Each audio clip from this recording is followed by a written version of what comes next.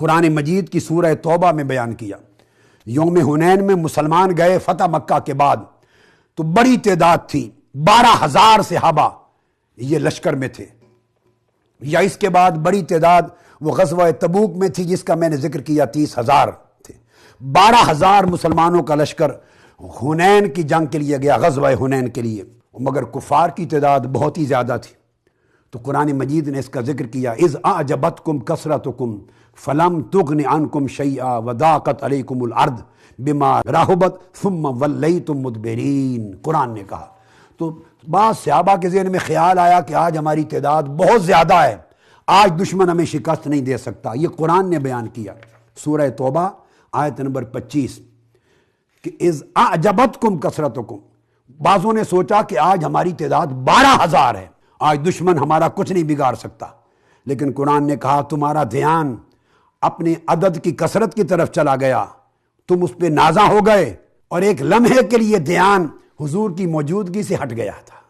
یہ بشری کمزوریاں ہیں، انسانی بشری کمزوریاں۔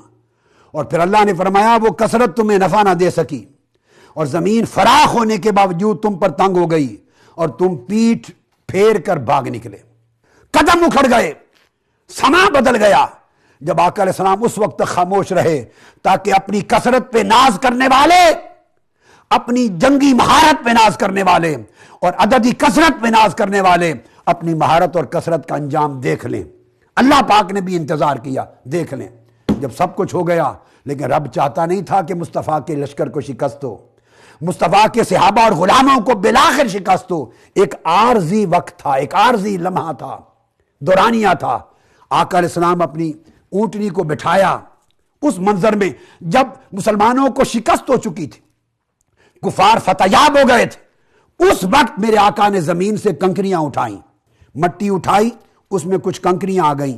یہ صحیح مسلم میں حدیث ہے، ابن حبان میں ہے، اور یہ سارا واقعہ پھر آگے تفصیل کے ساتھ دلائل نبوت بہقی میں ہے اور تمام کتب میں آیا ہے۔ تو آقا علیہ السلام نے وہ مٹھ میں مٹی اٹھائی اور کنکریاں، اور آقا علیہ السلام نے شاہت الوجوہ کہہ کر آقا علیہ السلام نے فرمایا قبض قبضۃ من تراب من الارض ثم استقبل به وجوہہم فقال شاہت الوجوہ۔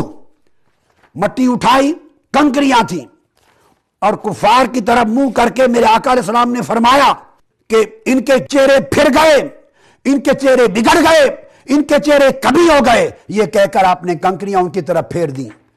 ارے 20-30 ہزار کافر ہوں لشکری، ایک مٹھ میں کنکریاں چند میرے آقا نے پھینکی۔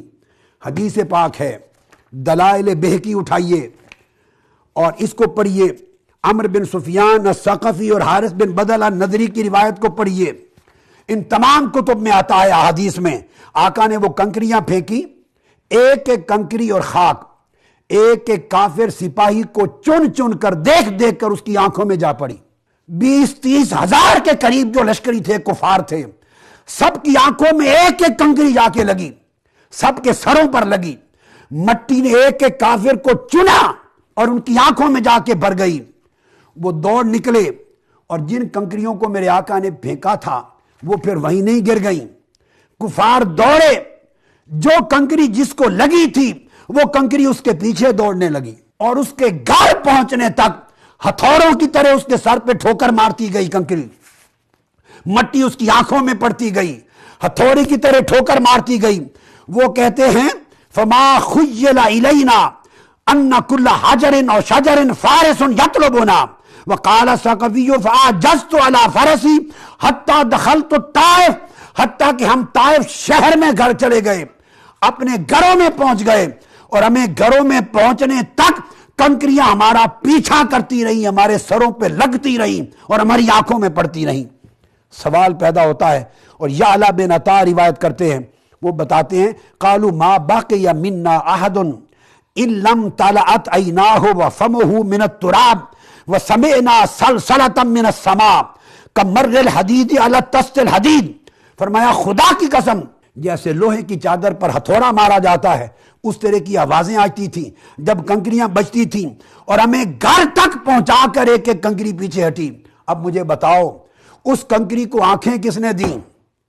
ایک ایک کنکری نے ایک ایک کافر کو جو پکڑ لیا اور پہچان لیا اس کنکری کو شعور کس نے دیا.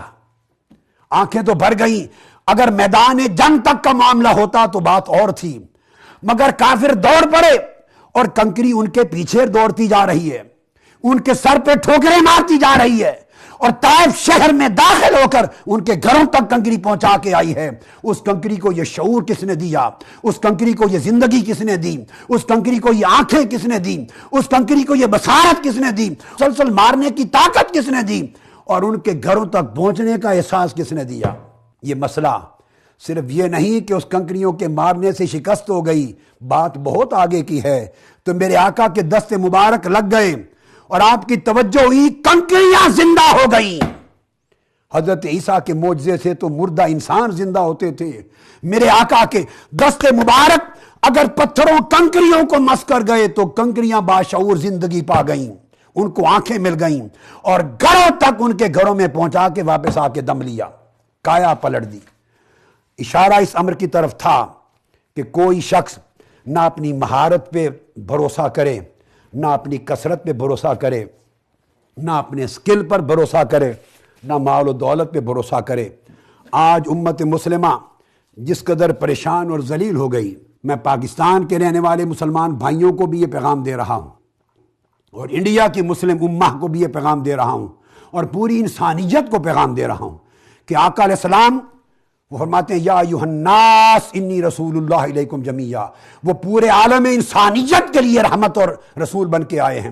وما ارسلناک الا رحمت للعالمین، آقا سارے جہانوں کے لیے اللہ کی رحمت بن کے آئے ہیں. ہم اپنے اوپر بھروسے کر گئے، ہم نے اپنا تعلق آقا کی ذات سے کاٹ دیا، آقا سے عشق و محبت کا تعلق کاٹ دیا، ہم برباد ہو گئے. ہم نے اپنا تعلق آقا علیہ السلام کے ساتھ اطاعت اور اتباع کا کاٹ دیا، ہم برباد ہو گئے، شکست خوردہ ہو گئے. ہم نے آقا علیہ السلام کی سیرت طیبہ سے تعلق کاٹ دیا. ہم خالی خولی محبت کے نعرے لگاتے ہیں، مگر ہماری زندگیوں میں عشق مصطفیٰ عمل کی شکل میں نظر نہیں آتا. سب سے پہلے نئی ویڈیوز کو حاصل کرنے کے لیے شیخ الاسلام ڈاکٹر محمد طاہر القادری کے آفیشیل یوٹیوب چینل کو سبسکرائب کریں اور بیل آئیکن کلک کریں.